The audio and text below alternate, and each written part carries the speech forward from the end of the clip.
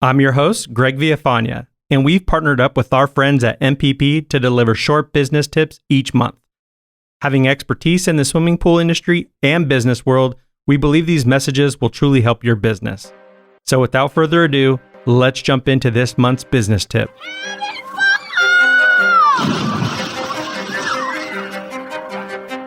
Welcome to your go-to podcast for the pool and spa industry. My name is Tyler Rasmussen. And my name is Greg Villafana. And this is the Pool Chasers Podcast. Thank you so much, Harry. Appreciate you taking the time to be on the podcast again. How are you? Terrific, Greg. It's great to be back, and thanks for having me. Yeah, I know we had to reschedule this podcast because of some weather you're dealing with in Florida. How's that been going? Yeah, we had Hurricane Ian come through here, and it was really a huge weather event, very devastating to the market. It affected everywhere on the coast from Marco Island up through Tampa, and then the storm went across the state and affected Orlando and a whole lot of people in Florida. It was really a kind of a catastrophic and devastating storm. We're all recovering. It affected a number of the NPP businesses, Pool Doctor, Magnolia Pool and Spa.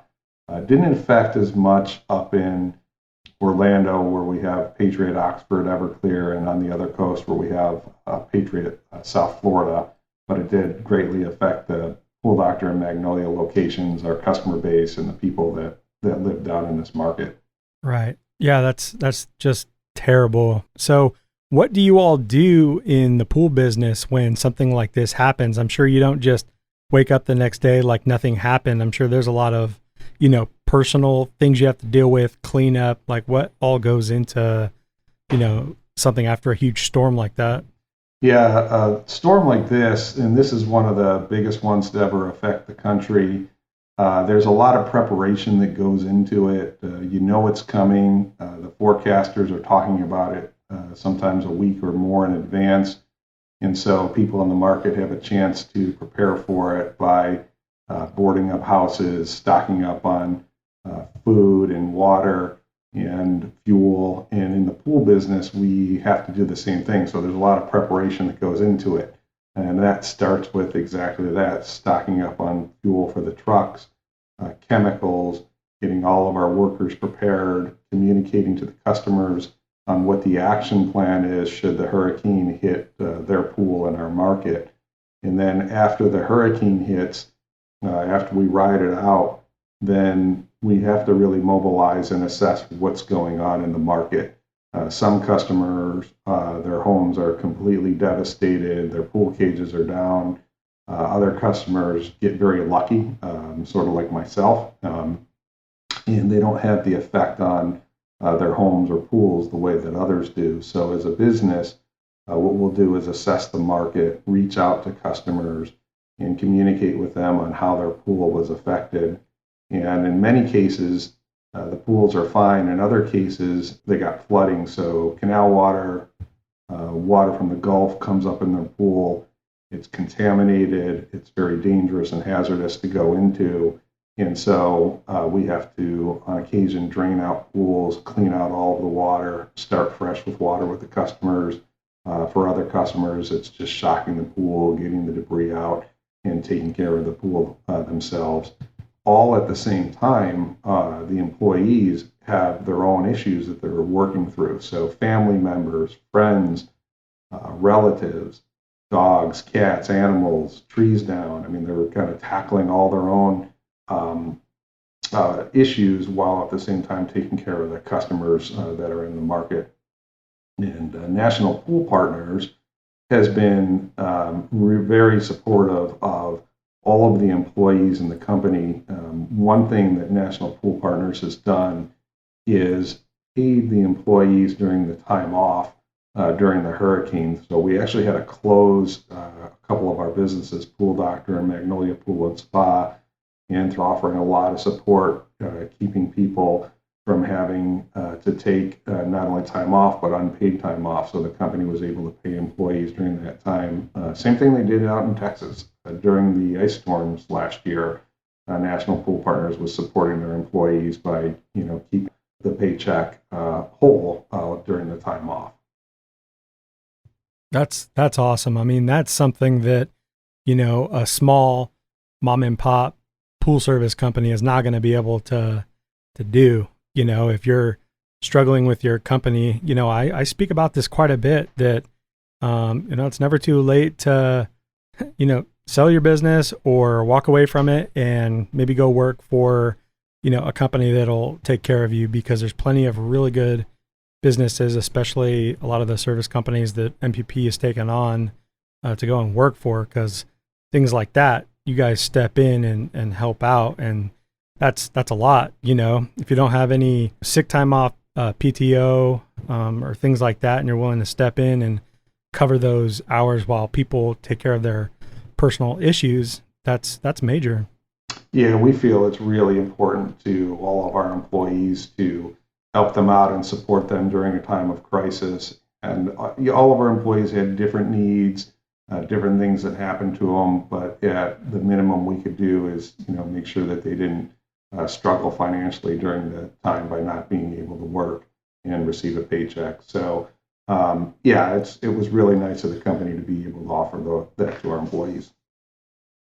Yeah.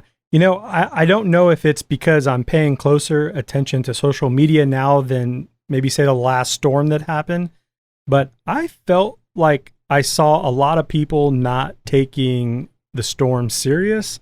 Just a lot of videos of kind of messing around. And unfortunately, I heard an older gentleman was trying to drain his pool while all of this was happening. And, I think he got swept away or something like that. But unfortunately, he had passed away from whatever he was doing. But it's like, man, when a situation like this happens, whatever, the news is telling you to do, board up your windows, door, flee the state, whatever you got to do. I kept watching it and thinking like, dude, the first sense I hear that, hey, who do I know in Arizona, California? I'm getting the hell out of here. Yeah, it's people that have been in Florida a long time have seen a lot of hurricanes come and go. They're very unpredictable. You don't know what's going to happen. Sometimes they take a turn to the east or the west, or they head further north, and they're always unpredictable. It's always better to be safe and take the extra precautions, invest that time in getting ready just in case, because you just never know. It is interesting on the pool side.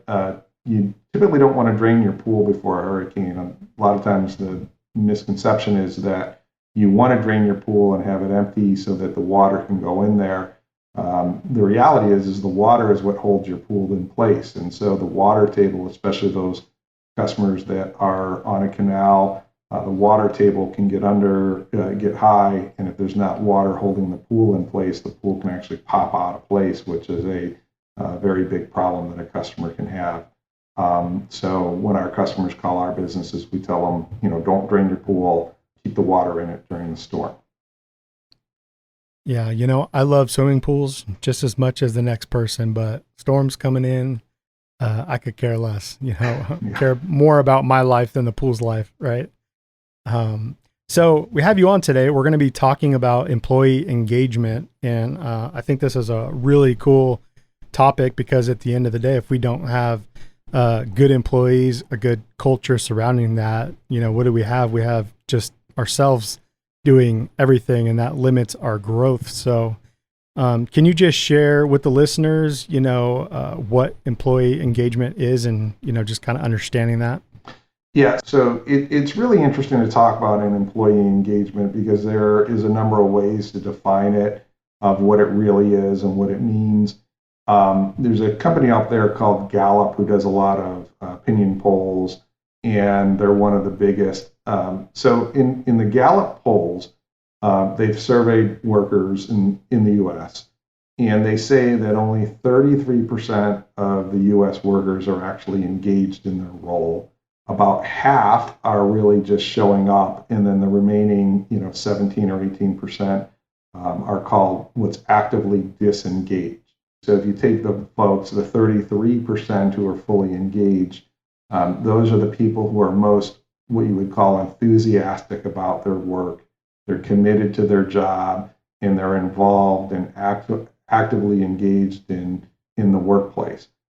everyone else is either taking it easy and doing the minimum, or even worse, they're purposely or unintentionally sabotaging their own company by not doing the work or taking advantage of the organization.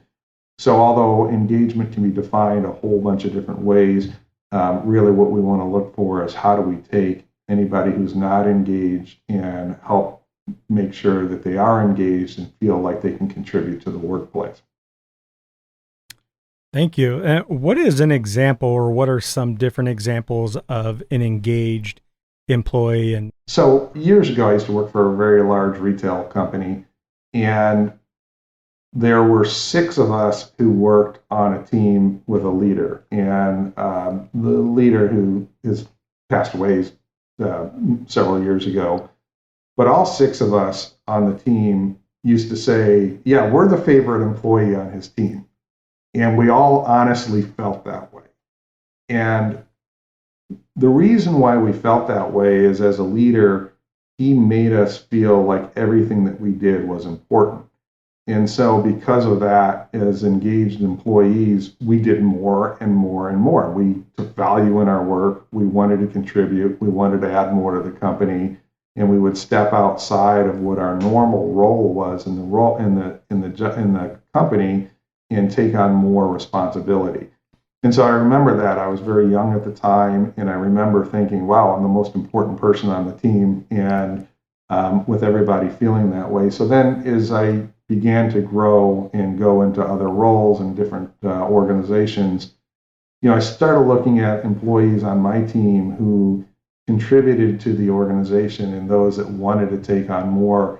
So there's a lot of definitions out there of what somebody would be to actually be engaged. So in the pool industry, we have all kinds of people that work in the pool industry. We have people that want to take on more work, that want to expand their roles.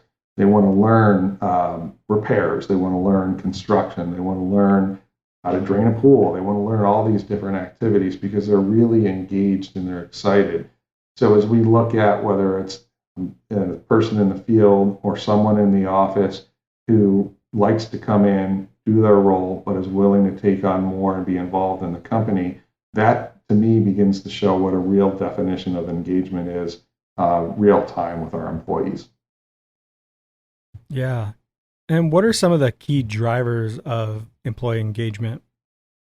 So most drivers of employee engagement have to do with the direct relationship with managers, supervisors, and leaders. So when you look at why does a person feel valued, it's typically the direct relationship with their supervisor. Does their supervisor recognize their work, what they do, and how they contribute to the organization? In many cases, the employees that are engaged have clear expectations of what their role is. So that rather than coming to work every day and guessing what they're supposed to do, their managers and supervisors have outlined for them the clear expectations for the role. They have the equipment, the tools to do the job. They have the authority to make decisions, and they know their parameters on the job. And they really feel satisfied coming to work. You add in then pay that is competitive for the role and other ancillary benefits that a company has, whether it's medical or dental or something else that they offer, and you can really begin to look at what are the drivers for engagement. But it really, most of it comes down to that direct relationship with their supervisor and knowing what they're supposed to do every day. Right.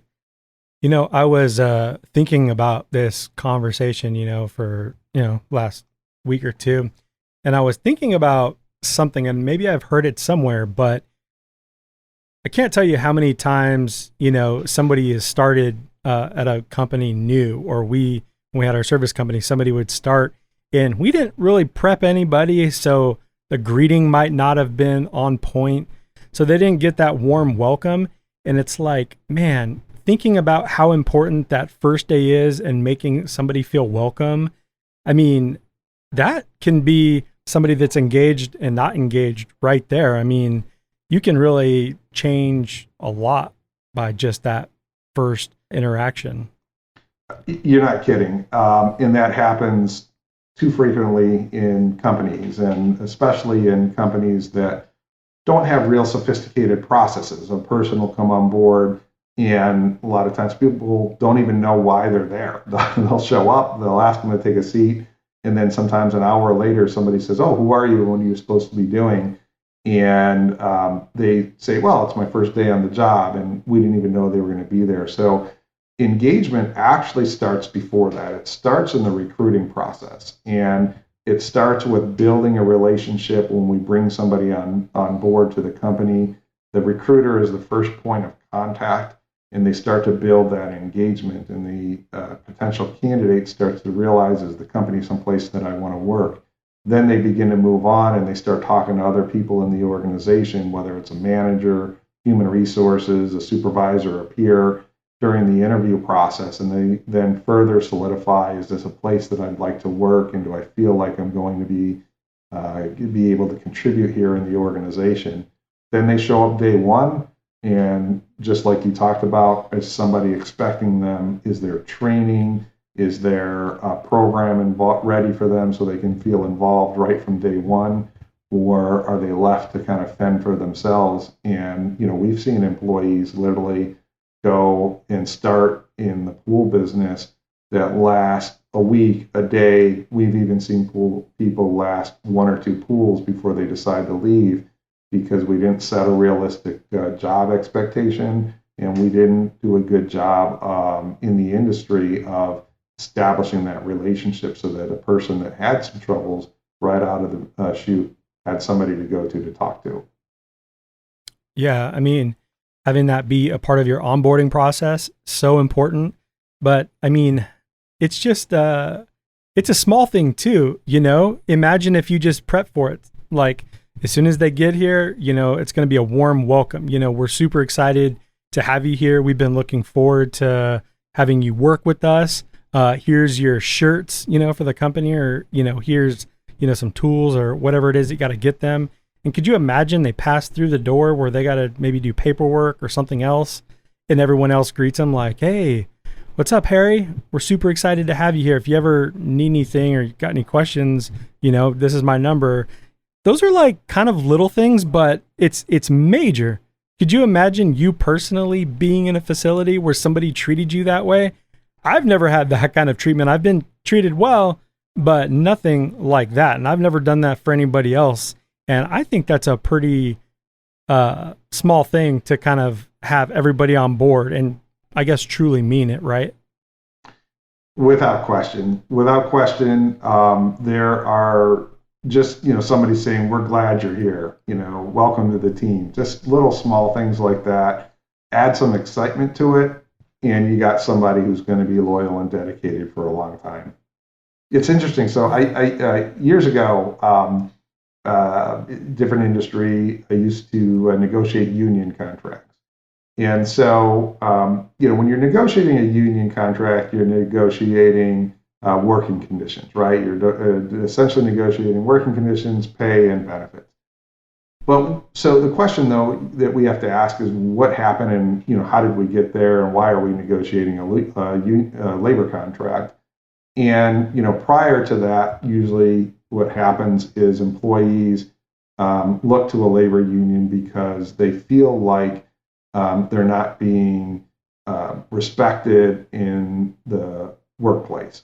And so a big part of that as an employee is engagement. So employees who are engaged feel respected, they feel loyal to the company, and they never see a need to want to go to a third party for anything, and even wouldn't consider a third party. And so it's really important to the organization from an employee standpoint and from a management standpoint that everybody feels part of it, so that whatever the mission is of the organization, good communication, good direction, setting the mission, vision, and values, communicating that across the organization, and making sure everybody feels part of it will make things so much better from an engagement standpoint. So a big part of what happens is all the studies show employees that are engaged treat their customers better. And what happens when you treat customers better? Well, they stay with you, customer retention, customer connectivity. And then with customer connectivity comes better financial performance in the business. And so it's all really a fine thread that ties engagement through financial performance in the organization that a lot of people don't think of. They just think, oh, is an employee happy or not? But it really ties to the long-term sustainability and success of any business, big or small. Man, that is spot on, Harry. I mean, it really is a domino effect, right? You get a happy employee that's going to tell their friends and family about the experience, and maybe you get some new employees from that referral because he works there or she works there. And of course, with the customers, that's a beautiful thing. You're doing your job because the expectations are very clear what's expected of you. You're treating the homeowner, whoever it is, with respect, and that goes a long way. And they want to give you all their business. Then they want to tell the neighbors. They want to get on next door. And every time somebody says, "Do you know of a pool service and repair company?" "Oh yeah, blah blah blah blah." Request my guy, Harry. It really does have that domino effect.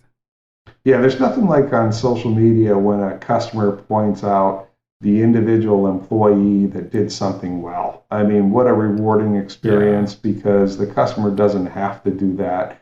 And usually they do that because there's a super engaged, involved employee that did something special for the customer. And that's one of the biggest rewards you can get is kind of having your name in lights without even asking for it. Can't fake that review. Definitely not. So, what are the role managers and leaders play in all of this? So, when you think about the role of managers and leaders, it's without question the most important role for employee engagement.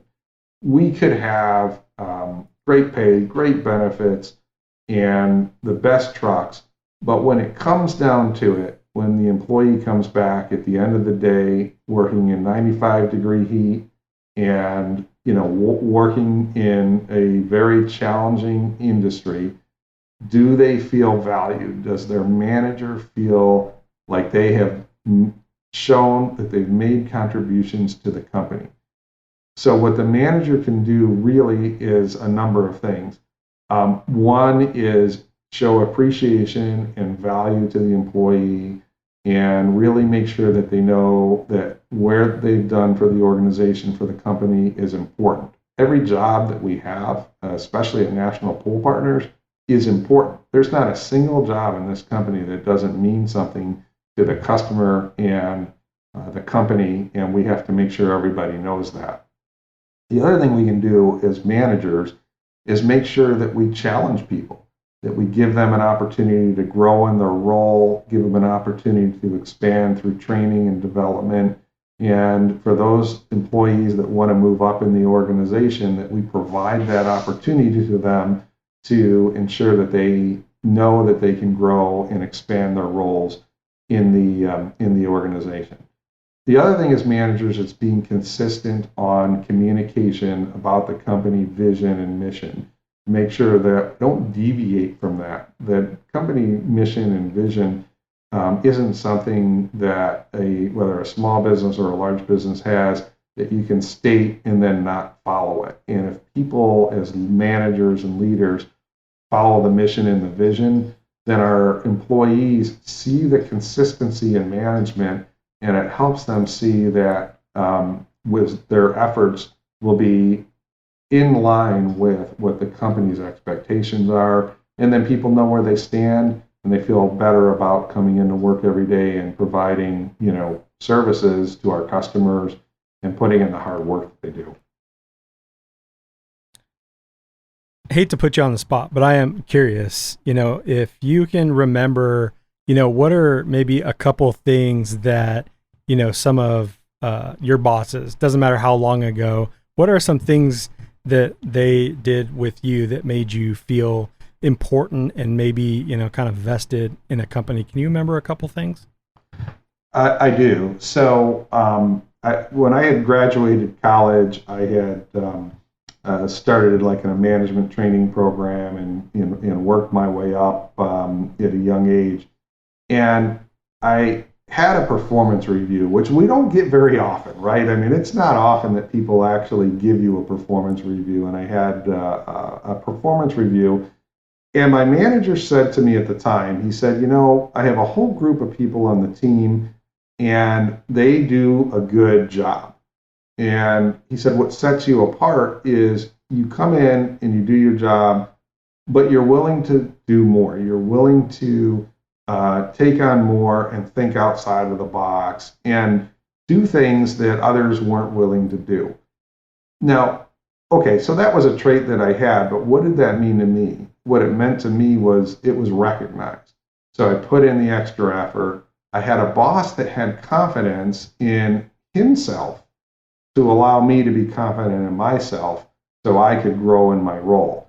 And in some cases, you have to be careful because sometimes there's managers who don't want people to grow because they want them either to stay in their role or they fear that the person could ultimately take their role.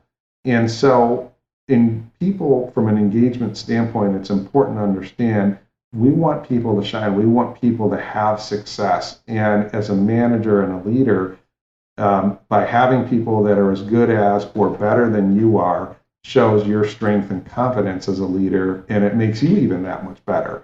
And so when I was coming up and and learning from different people, you take the good, you take the bad, and everything, and learning about how to be successful in small business and big business. That was my biggest takeaway, was learning from people who wanted to see you succeed, and that helped me stay engaged throughout my whole career. Thank you. Yeah, those reviews are so important.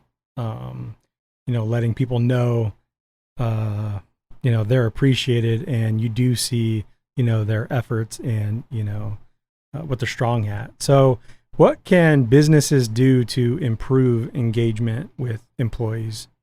Yeah, I think the biggest thing is create a culture that is really what I would call an engagement culture.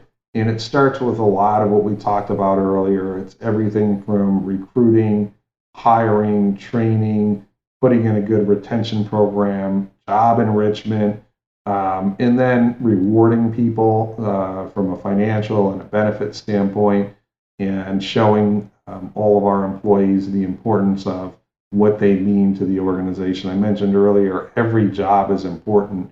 If you think about that, it really does make a difference. And a lot of people don't quite get that. So I used to coach youth baseball, and when my kids were younger, and we were fortunate to have winning teams, just really fortunate to do that.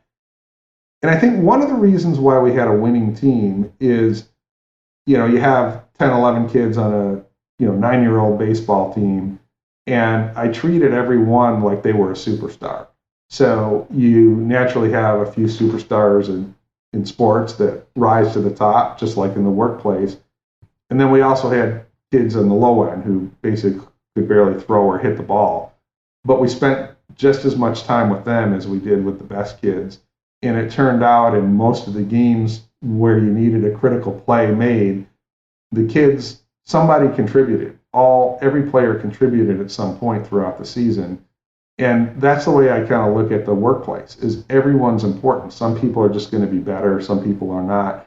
How do we develop the people on the lower end? And either they're going to make it or they're not, but we have to focus on them. And the people on the high end, how do we make sure that they stay actively engaged and challenged? And those are the things. So from a creating an engagement culture makes it so important that everybody feels like they have a chance to be successful, and they can be the person that makes the play or makes the decision to have success in the workplace. Right. Just you saying that, I was thinking that you probably have to have a level of sincerity, like in your facial expressions and in the way that you speak to people. I've never been good at that. I won't have excuses. It's something that I wish to be better at. but I do know that that's a thing. And just by speaking with you, I can tell that people would want to go above and beyond for you just because, you know, of the way that you hold yourself. So I'm sure having a background in coaching, there's got to be something to that. Like, how can people do a better job of looking in the mirror and saying, wow, I meant well by what I said, but now that I'm kind of looking at myself saying it, I seem kind of like an asshole.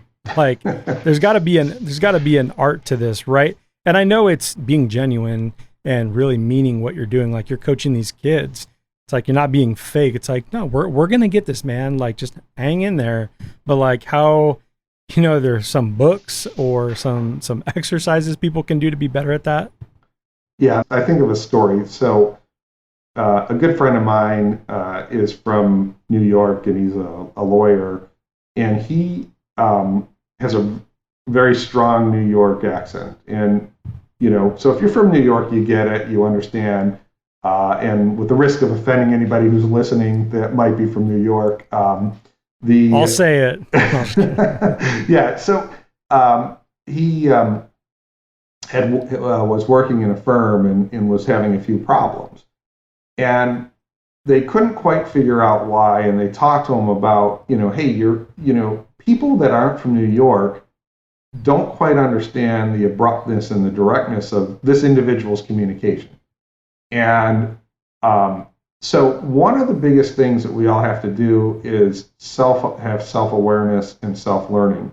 And sometimes we don't know. So we owe it to each other to give feedback and constructive feedback. And this person ended up being extremely successful and understood the feedback that he was getting about how to soften his approach when he was talking to people. You can't change who you are or where you're from. Nobody's asking you to do that. But it's understanding how we all have differences, we all have different ways to communicate, and that sometimes we have to make adjustments to get better. We have to grow, we have to learn how to grow, and we have to be able to be honest with each other and give each other feedback. We all have strengths, we all have weaknesses, and we have to leverage our strengths and we have to work on our weaknesses. And that's probably the biggest thing that, you know, I've seen over the years. And the biggest thing I appreciate is when people are direct and they just give you the feedback. Doesn't do any good to beat around the bush. It really helps when people give you feedback and they give you honest feedback. And if they're doing it for the right reasons and they're doing it to help you, most people take that feedback and thrive on it. That's a great example. And I think every person I've ever met from New York, I'm dead serious, has always at some point in the conversation apologized because they're like, sorry, I'm from New York. You know, every single time. It's like they know, because I don't know if I'm giving them like this look like, whoa, man, like, whew, you're on a good one. Like everybody's Wolf of Wall Street out there. But so let's talk about how, this is the last question on how companies can measure engagement. So measurement, the best way to do for measuring employee engagement is through surveys. So there's, whether you create it yourself or you go to a company, there's a lot of ways to survey employees. So the big thing is establishing a baseline, right? So you want to have a baseline of what your employee engagement is. So the survey will take a number of questions and take an algorithm and then either give you some kind of like a score, a net promoter score or something like that for your employees. There's a number of different companies that do these surveys. There's also surveys free online, or you can create your own. Setting a baseline and understanding the engagement in the organization. The second thing is once you get the information, is sharing it with your employees, is giving them the feedback on the way they feel, right? How do they feel about the company and the direction and what is their engagement? And then the third thing is actually doing something about it. So if you get engagement surveys and you get feedback from your employees, is you need to take action and do something about it to try to support the information that you collected. If you don't do it in a survey, so if you're a small company and you don't have the time or the resource to do a survey, you could hold feedback groups, focus groups with your employees, get feedback, get some good, honest feedback, tell people that it's it's a safe environment, right? Maybe have somebody else come in and talk to the employees in a safe environment and get feedback.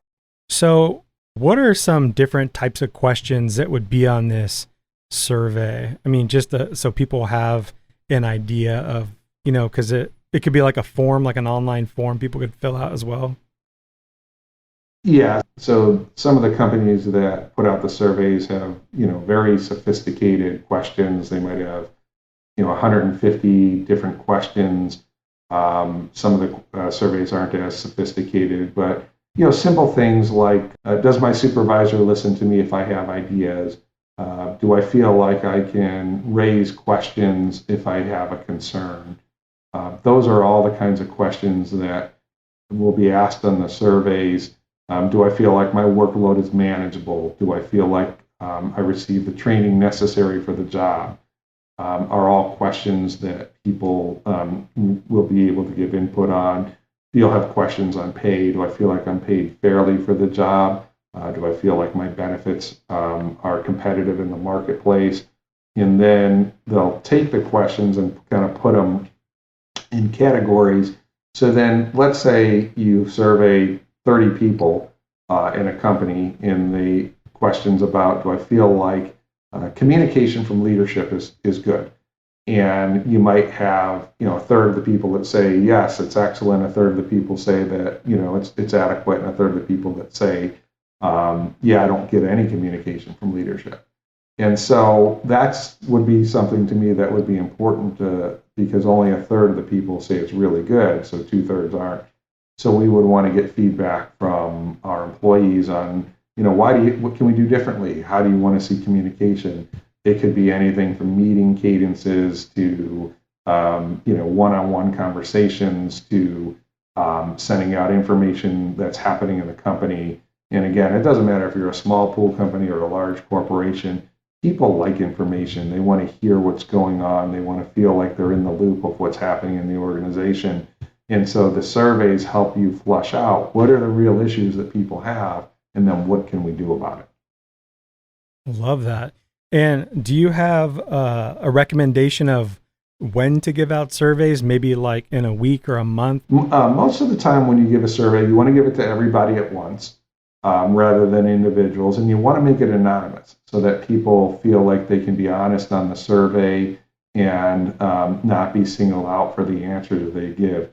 If you're going to give a survey, you want the feedback. You want to hear what people have to say, and you want to be able to get the data. If people feel like they can't openly fill out a survey, then they probably won't be honest about it. So in most cases, especially in a smaller group, you wouldn't ask for a name. You probably wouldn't even ask for a title. You would just ask for, here's my set of questions, and we'd like to give feedback, and then give room for comments in there for free-form comments for people to give feedback. In a larger company, you'll see a little bit more sophistication where they'll have, break it down by department and title, because you might have, 25 people in the same title in a department, so you don't know who said what, and you can keep the privacy of the participants. In a small pool company, you could do it in 10, a 10-person company or 5-person company, give out a survey and take the feedback and keep it anonymous. So it all depends on the size of the company, what kind of information you're looking for. The outcome is the same, and that's to get feedback from our employees so that we can make change.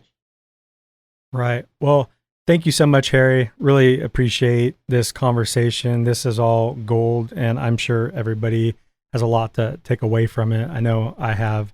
So if people want to reach out, contact you, how can they do that? Excellent. Sounds good. So I'm with National Pool Partners. My email is hgeller@go-npp.com. And my cell phone, anybody's welcome to call me at 407-790-1029.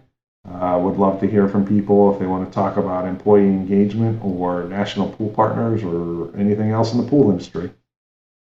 Perfect. And we'll have all that information in the show notes below. So once again, thank you so much, Harry. Appreciate you.